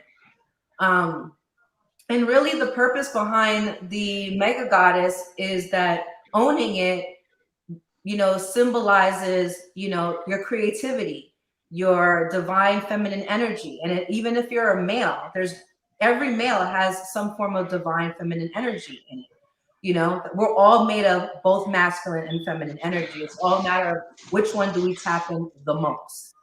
And it represents creativity, abundance, health. Because again, I feel like we are now stepping into an era that's really collapsing how we used to think. And we're rebuilding a new way to think and a new way to live when it comes to like our mental health, our physical health, our relationships, whether it's with our parents, our children, our relatives, you know, all of that. So the mega goddess represents the embodiment of all of these things that we're changing to survive in this new age. Now, the metaverse is interesting because you could get into the metaverse and you could be, you know, you can get a place near Snoop Dogg's place, and then that's really Snoop Dogg's place. You know what I'm saying? So, and then your stock rises up. Like it's like owning a house near Snoop in real life, but it's like the metaverse. It's really interesting. That's why, like, I had you on here too. Like, and I'm gonna keep having people on here explain it because I want people to not be scared and to get focused on this stuff. So you're going two routes. You're gonna actually give people a physical copy of your NFT, which is great, which is dope. I'm gonna go that route too. On the glass, that's dope. That's a dope idea. And you know, just more artistic. So what you think is the best route? To give a physical. I think it's to give a physical. I mean, I think it at the end of the day, if somebody's collecting artwork from you and they have a physical version of it, I think it makes you feel like you really own something, you know? Yeah. So that's why I wanted to go with the acrylic glass prints. I saw something else online, and I actually remembered listening to this guy on Clubhouse one time in one of the rooms, in NFT rooms. There's a lot of NFT rooms. So by the way, if you ever really want to understand NFTs, go into Clubhouse, jump in on some of those conversations, or just tap in and just listen. I'll just sit there and I'll just let those conversations go all day while I'm cleaning and doing stuff. And somebody will talk about something like, oh man, that's okay. I didn't know about this. And then you really, really start to learn stuff. So there is, you know, having a physical thing to give to someone is great. Sometimes even with music, there are people creating NFTs, they're creating music. You own this music, and then they actually send you, you know, maybe a record or something, so you can have a physical copy of it. So it's just kind of like a perk to give to someone. You don't have to. I mean, a lot of these Bored Apes that people own, they don't want anything from it. They just want the Bored Ape and that's it. Yeah. You know, but again, they're based on community. You know, it's a very closed, not really a closed group, but it's like a club, you know, so it's all about having entry to their community, owning that. Whereas for me, I want to give utility. That's why instead of me creating 10,000 mega goddesses, I created 12, because the 12 collectors, I can give them unconditional support. You know, it's 12 people that I can give access to something. And then remember, I told you I'm going to do 12 sets. So it'll be a total of 144. 144 will be the only amount of people that own just the mega goddess. But it'll be the first team that'll be part of a mega, having access to the metaverse, being in a digital art gallery. Let me tell you something. The future, at some point, all of us can put on, you know, an Oculus, and instead of us doing this podcast on YouTube, we could it'll look like we're in a room together. Yo, that'd be dope. Where I can turn around and look at you here, and turn around and look at you here, and then look like we're in a room having this conversation and not being miles away from each other. This is what's going to happen in the future. So no, we can't be scared of the future, and that's why, like, I'm continuing to have these conversations. You're getting a lot of love in the chat. Keisha says, "Thank you very much." Zaby, talk that talk. Stop playing around. And then, of course, your crew, Powaful Impact, boom like a cannon. They said salute, man. I'm guessing that's it could be SP, it could be Nev. I'm not sure who's that, but shout out to Powaful Impact. I just did a review. I just was on there. I don't know when that one's coming out, but we interviewed Crumb Snatcher, so that was dope, man. I was a co-host. They let me co-host this show. It was dope. Nice. So speaking of music NFTs, like I was really fortunate to get one of the Nas NFTs. Okay. So how did that work? You know what's funny, and this is the thing. They're gonna explain it to me. They gotta send me an email, whatever. Maybe I already got the email, but so my question is, because I was too late to get the crypto, and you know I paid by credit card to get it. So I was wondering that. I guess they're gonna maybe you might know about it. Maybe they're gonna explain it, I'm guessing. are they going to pay me by coin, by crypto? Like for if when Nas gets revenue, or, Nas and his the 50% of his fans now gets the revenue, or how does that work? Do you know anything about that? How you get the return? I do. So what happens is when you buy an NFT, well, okay, when you won this, or you No. You know how I don't know. Nas was, I don't know if you noticed, but Nas was he gave out 50% of 2 of his songs, Ultra Black and Rare, and the first time he attempted to do it, it crashed. Royale IO or something crashed, and he had to do it the next week. So I was following it. I was trying to get my first NFT. You know what I mean? Even if it was music related. Like, I love music. I love hip hop. So I was fortunate to get one. Nice. My daughter gave me luck, and she got a black rabbit in there. That gave me some luck. You know what I'm saying? So like, I was fortunate to get one, but I just don't know. Yeah. So what's gonna happen is if you own it, once you have it, anytime that if you sell it, you're going to get proceeds. They will be paid in cryptocurrency, more than likely Ethereum. Ethereum is the cryptocurrency that backs NFTs. I think that there's some other ones like Solana or something. And there's another one I can't remember, but Ethereum is the main. That's the one that people usually use. Yeah. So once you sell it, every time it gets sold, then you could potentially earn, revenue for every time it's sold. Well, I'm wondering how that goes, because for the music one, I collect royalties.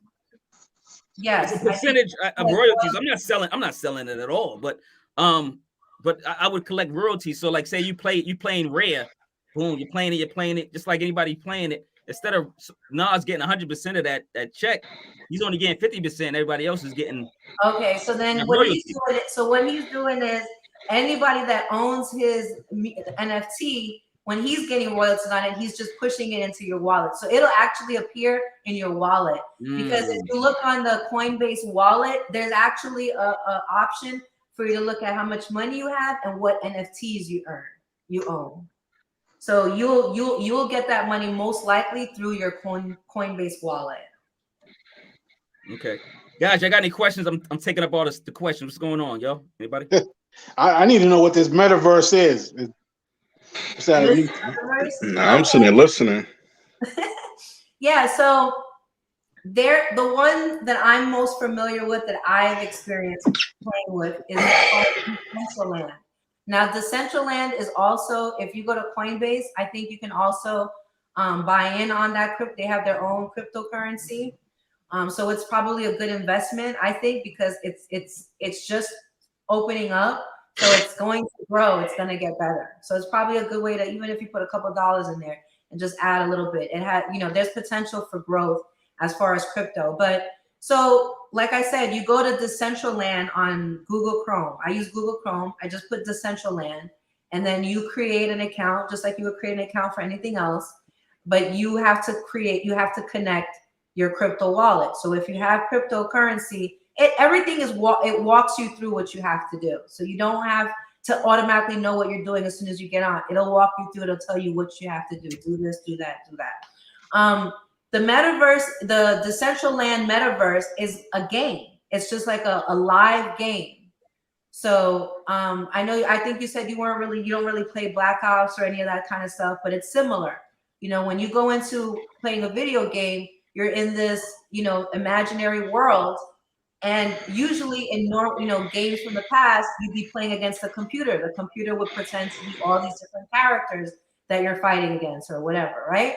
But in the metaverse, all of the characters that are in this game are actual people that are playing just like you. And so there's things that you can do. You can, I don't have an Oculus yet. That's the next thing that I'm planning on getting soon. But I played on my computer. You can use your mouse and you can just kind of walk around and just, I'm really, I would say like in the last month or so, I started getting myself familiar with it, trying to understand it. And that's when I found out about the land, like you were talking about, Mark, you know what I'm saying? Like Snoop Dogg has a place now. Samsung just created their metaverse headquarters. I heard. Now they have a space in there. Yeah. You can buy a plot of land. Nike has it. Has one. Yeah, Nike's on. So if Nike, Adidas just got into Adidas. Samsung, Snoop, if people are getting into this space and they're investing money, and this is new, there's no reason for you not, even if you start off small and just leave it there, it's gonna grow through time, because as long as the value of cryptocurrency goes up, the value of anything that you invest in the metaverse will also go up. So you're investing in yourself, in your future self, if you start right now. Okay, that's SP. Shout out to SP, man. I love SP, man. That's my girl. That's my queen. Okay. That's my queen right there. You know what I'm saying? Stop playing. I had her on my show too. She had me on her show. You know what I'm saying? Yo, this is what it's about. You know what I'm saying? Cross helping each other. It's just love, man. Just, you know what I'm saying? So shout out to the, you know, like I said, Powaful Impact Podcast again. Go check it out on YouTube. Stop playing, subscribe. Stop playing. It should be bigger than it is right now. Yeah, better subscribe. They need 1,000, they need 2,000, they need 8,000, 40,000 subscribers. Let's go. Stop playing. Juan, Chuck, any more questions? I don't have none right now. Chuck? Nah, I'm gonna check out that Decentraland. I just brought it up on my in another window. I'm gonna check it out. I want to see, see what it's about. Go in there. Looks pretty interesting. To tell you the truth, man. Yeah, it looks interesting. Great. And you know what I think is really awesome is something else that I wanted to tap into is that it's still kind of limited. So like when you're creating your avatar, you can only pick out a couple of different shirts and pants. Like you look and you're like, man, these aren't clothes I would wear, but you're gonna make the best of whatever option. I'm gonna be the dude in the gorilla suit. I'm gonna be the dude in the gorilla suit. I already got it. So what happens is you can actually create your own clothes. You can come up with your own clothing brand in Decentraland and create a shop, and people can come in and they can take a look at what shirts you got, what hats you got. Yeah, they can get that hat, whatever shoes. You can actually create a digital version of these clothes, upload them into the metaverse, get a little shop, and now people that are walking by, they're gonna want to change. I mean, if Adidas and Nike are in Decentraland in the metaverse, what's stopping us from creating our own brand of anything and being in that space too? 100% right. Yeah, 100% right. Powaful Impact says, Goddess, what's the minimal investment? Talk about property ownership digitally. All right, so minimal investment. There's really it just depends. I mean, like I said, you can create a wallet and just have a few dollars in there and still get into the metaverse, because you're not charged to go into the metaverse. None of that is costing you anything. Yeah, it's free. It starts to cost you anything if you're buying land in that space. And the reason why you would buy land in the metaverse, some people say, why would I buy land that doesn't exist? Well, it doesn't exist out here, but it exists in here and in my eyes when I put on my Oculus. What happens is when you own land in the metaverse, that space is yours to do whatever you want. You can create a park. You can create a club where people can come in. You can DJ. So let's say you do music, right? You can go into the metaverse and you start DJing music. So now people are walking by and they're like, what's that music? Oh, it's that club over here. There's a club called the Passive Podcast Club. I don't know, Yeah. And you can be playing music in there, talking about the podcast. You can even at some point put podcast clips in the metaverse. People could watch that while they're there. They don't have to be watching it while they're, in their home, but they can actually, go online, and now they're taking their character into this space and watching it. So that's what you can do if you own your own land digitally. Obviously, the more amount of land that you want, it might be more expensive. So to get land in the metaverse, as far as investment, what would you be looking at? I think I've seen it for as little as maybe like $400, like an ETH. I can't think of like the amount. It would be like 0.014 or something, which goes out to about like maybe like $400. That's the thing about the percentage is how they break it down. No, I mean, you gotta like really be a mathematician to just be good with numbers. Know the percentages. We gotta get used to that. Yeah. I'm not. If you say 1 ETH, I can think of it more quickly because ETH right now is probably like at 3,500, right? So the cost. And then tell them about how ETH go up and down because I think ETH like it was 4,000 last week or something. It was like 4,500 or something. Yeah, like something like that. Yeah. But I remember when ETH was $600. Ooh, low. That was good. You know, and I can't tell you how it eats at my soul that I wasn't investing so much then. Gotta go early, man. Keith Jones says, please name that website again. What's that website again about the? I think he's talking about the Metaverse. It's called there's Decentraland. So DE Central Land, right? Decentraland. And then the other one, I haven't been in that one, but there's another one called Sandbox. Sandbox is a popular one. So those are the two. Decentraland is the most. That's the one that's growing. That's the one I think Snoop Dogg has his home in, and Samsung and all of them got their headquarters. Decentraland. I got and use Chrome. Use Chrome for it. We're coming down to the end of the podcast, Queen. I want you to talk one more time. Talk one more time about your collection. I got it on the screen. You know, I'm just putting a couple pictures on it so they can see it and see what's going on when they do go on your site. I'm gonna have everything in the description so they can find you. And you know, listen, you are a great artist. I love it, man. I love your NFTs, man. I will support. Just give me time to set up stuff and learn about ETH and and all that stuff. And you're gonna help me so I can purchase your stuff and then sell it on here and help you out. Why not? Yeah, no doubt. I mean, again, you know, I really want to grow. I want to empower people. So, you know, this collection was designed to be empowered. You know, that's why it has like a very spiritual look to it.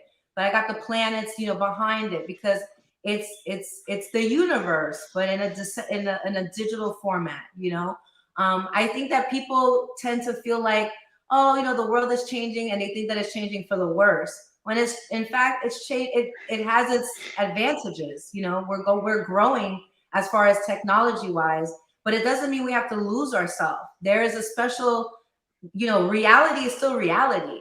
Take those goggles off, turn off the computer. You're still living a real life. You know, you're just kind of extending the real you into a digital version.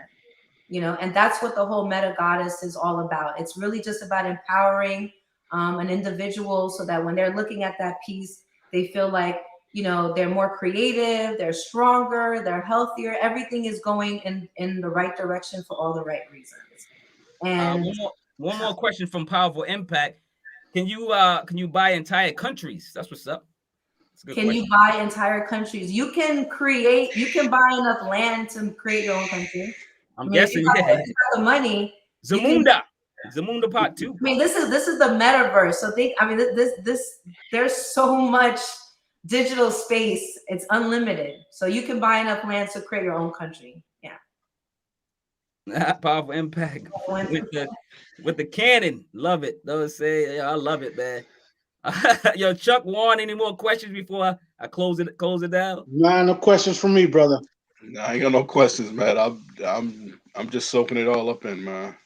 Our last question is, you know, because it's called the Passive Podcast, and it's about passive income. So if we have guests on, we ask them, do you have any ways besides the NFTs to develop passive income? And NFTs is huge. It's already down there below. And any other ways that we can make passive income? Anybody that you can share with the world? Oh, absolutely. There's a lot of ways that you can make passive income. You can create, if you have a lot of knowledge of a particular topic, you can create an ebook. You can sell it on Amazon. So you create the book online. You don't have to be a graphic designer and a whiz to create this. There's things like Canva. There's a couple of other sites. I'll send them to you, and then you can just post them when you get a chance. I can't remember off the top of my head, but there's softwares online that allows you to create a book. Okay, save it as a PDF. Go to Amazon, you upload it, and then Amazon, if somebody wants a digital copy of it, they'll get the digital copy. If somebody wants a hard copy, Amazon will print a hard copy and sell it to the buyer. So there's no more of you having to go to a publisher. If you want to create a book to help people, you can create it yourself, upload it on Amazon yourself, sell it yourself, whether it's a digital or hard copy, all on your own. I think that's another great way to make some income. You know, I also think that affiliate marketing is another thing to do. As a matter of fact, I had an affiliate marketing website. It was called Office Suite Lifestyle, where, you know, you're just selling digital products for other people. There's a lot of ClickBank. If you ever take a look into ClickBank, that's an affiliate marketing company. What it is a website you go to. There's a list of tons of companies that are selling digital products, and you pick the ones that you feel comfortable, you know, talking about, and then you create a blog or a website. Very minimal. It's not you know, it's not that expensive. And again, you don't have to be a graphic designer or a web designer to do these things. There's tools online that have these already made. It's 2022. You don't have to do anything from scratch anymore. Somebody has a software that'll make it, you know, you can create it fast. So you can create a free blog, and in the blog you talk about that product. Hey, you know, check out this Sketchpad app or blah, blah, blah. And then you have a link to it, and it links to the other company. The company pays you. ClickBank is really good. It's one of the big companies that do that. So yeah, those are the two that I can think off the top of my head. I love it, man. Thanks for sharing. No, we really appreciate it, man. Because, like, you know, we like new ideas and new gifts. That's a gift for us, man. Powerful impact again, man. Love what you do. Love everything about this show. Goddess is brilliant. Oh my God, what's going on over here? Thank you so much, man. It's been a pleasure being here, and just I can talk about this forever. So no, yeah, listen. Anytime you guys got questions, let me know. I'm down to keep talking. Listen, you're down with the show now. You can come on any time. When I say anytime, any Sunday. And then you know I do a hip hop podcast as well. You can come on Fridays and we can discuss hip hop and still NFTs. Don't matter what we discuss there. You know, both platforms are open to discussion, as long as it's positive and meaningful, and stuff like that. So this is the part of the show that we promote. I want you to promote. You already, you know, I got I promoted you for your NFTs, and you know, I'm gonna have that in the description. You got anything else to promote besides the NFTs, or you want to keep? Let's push that down. Let's shove that down people's throat. Let's go. Let's get that. Let's get your NFT sold, girl. Let's go. Yeah, I mean, the NFTs, you can definitely find the Meta Goddess on OpenSea. There's also Meta Goddess on Instagram. That's my other Instagram account. So that's where I'll be building up my community. And then NathalieCalvin.us. That's my website where I sell acrylic glass prints. Not just for my NFTs, but for anybody. So if anybody has an NFT or wants to create an NFT and they want to offer an unlockable, you know, something tangible that they can get as a result of purchasing an NFT, I do acrylic glass prints, anywhere from a 10 by 10 print all the way to like a 50 by 40. So I'm lucky enough to work with a vendor in New York that's making these prints look amazingly beautiful. So if you go to the website, NathalieCalvin.us, you'll see a gallery of, you know, I have like a collection of different art from different artists. And every month I put out a different, you know, graphic design collection. Doesn't necessarily have to be NFT. You can just have photography. Let's say you have a photo, a picture you took, or some kind of art you created, or somebody sent you something. If you want it printed on a glass print, then I can definitely do that. So you just gotta go to NathalieCalvin.us and you can order your stuff online, or you can just contact me and I can do a custom print for you. It doesn't have to be a square. I can do circle glass. I can do rounded shape rectangles. Mm-hmm. And it has the backing allows you to easily hang it on the wall, so it looks like it's floating for the wall. It's called a floating frame. I love so it. That's, you know, I definitely want you guys to go and check that out. And that's where I'll be also always promoting my NFTs will be on that site. Loving it, man. I still got below shouting on SP. I haven't even changed it yet, but because that when she was on my show was so good. I still haven't erased it, but I'm shouting out SP again for being on the show, and you know what I'm saying, and then being just as great as you. You know what I'm saying? I'm getting a lot of great new contacts in my circle, and that's what I was telling my guys here, my brothers here, that yeah, we can still be cool and 25 years plus, but we gotta stop moving. We gotta start getting things done. We gotta start going. I guess like elevating to the and not being scared of what's going on. Yeah, the metaverse, the NFTs, the crypto stocks, which we should have been involved in. Some of us are, real estate, things of that nature. We need to get off our butts and get things going. And then I'm gonna I'm challenging my friends and family in my circle by having people like you come on board and motivate them, because I'm tired of doing it. You know what I'm saying? It's not working. So so this is like I said, I'm glad you came on. I appreciate you are an exclusive part of the show now. You are a co-host. You're a natural co-host. You are a co-host to the Past Podcast, PHHC Podcast. When you come on, you just promoted. The last thing I need you to do before you bow out gracefully, Queen, is to say something positive and leave on a positive note. Okay. Whoever needs to hear this, or whoever's listening or watching this, I want to say that it is absolutely okay. If anything, it's preferred or recommended for you to be your authentic self. We deserve to be seen. We've been hiding behind a lot of masks. We want to be what we think people want us to be.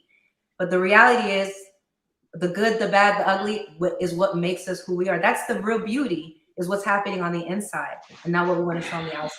So it's okay to be your authentic self. The only way to really influence anybody and inspire someone is to be your authentic self. Always work from your inner energy. Believe in yourself, because if you don't believe in yourself, nobody else will.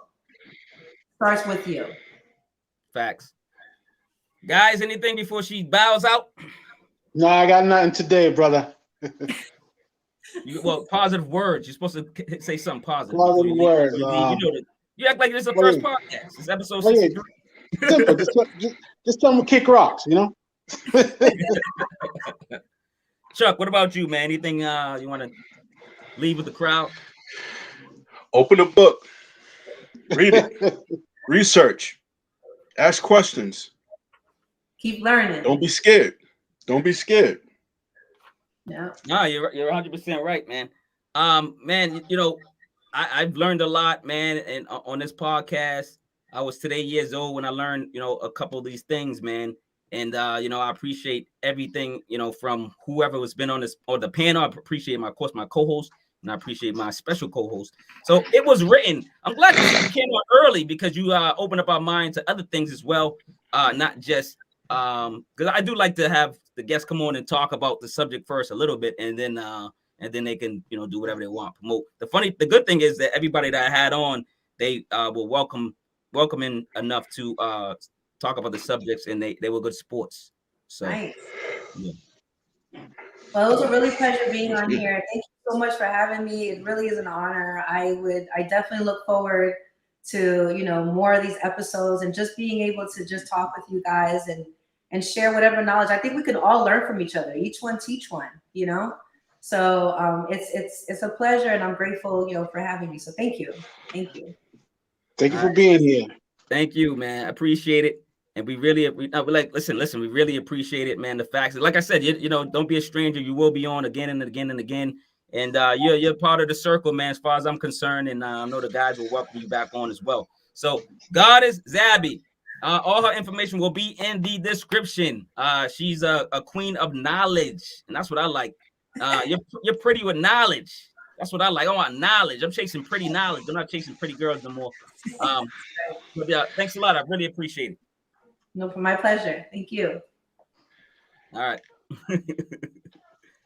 Let's see. All right, Juan. What's good, man? What's going on? What y'all think about the show? Let's get out of here. But I know we overextended our welcome. I know you guys are like, oh my God.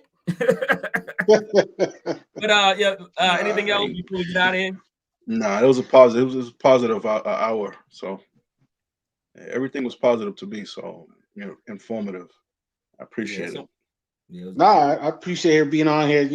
Sharing her knowledge and schooling me. Like I said, I'm learning something new every day. Nah, that's a good thing. You know what I'm saying? And I wasn't playing when I said that. Sometimes, you continue to speak and tell people things, but they don't want to listen because they're so close to you. It's like a parent-kid relationship. You tell your daughter something, and she, it could be something, drive your car to the left, and then she doesn't, but then she listen to someone else that says the same thing. So, I love what I do. I love getting out information. I love being with you guys and y'all giving me information. Juan, thanks for running the show. I know you had some technical difficulties. No, you didn't have technical difficulties. You had to go do something, but thanks for the questions and stuff like that, man. It was dope, man. And thanks to everybody in the chat. Keith, Powaful Impact, SP. We had a couple new people. She said such a great show. Thank you. Keith was here. Keith Jones, man. Keith Jones got to get back on, man. Stop playing. Yeah, no, he's hiding. He's slacking. Yeah. He's living. Keith's living. He's retired. You gotta remember that. I know. So he got no excuse not to be on here. I know, right? Ronnie Carlo was on here. Keisha, she was new to the podcast. Last she was here, she's welcome. She's now a member of the podcast as well. But everybody that was here, everybody that was supported, everybody that's going to support in the future, in the near future, who's watching this now, I really, really, really appreciate it. Here goes Chill Brothers. Here's go Keith. Yo, get on the show. Yep. All right, y'all. Y'all got anything else? We getting out of here. No. I can't promote until all my paperwork comes in, so I got to stay the hell quiet. I just say have a blessed week. All right, man. We out of here, man. It's Marquis Walker. You know what I say, man. Practice love over hate if you can. And that's it, man. You coming from the Bean, Boston. Beantown, baby. One love, man.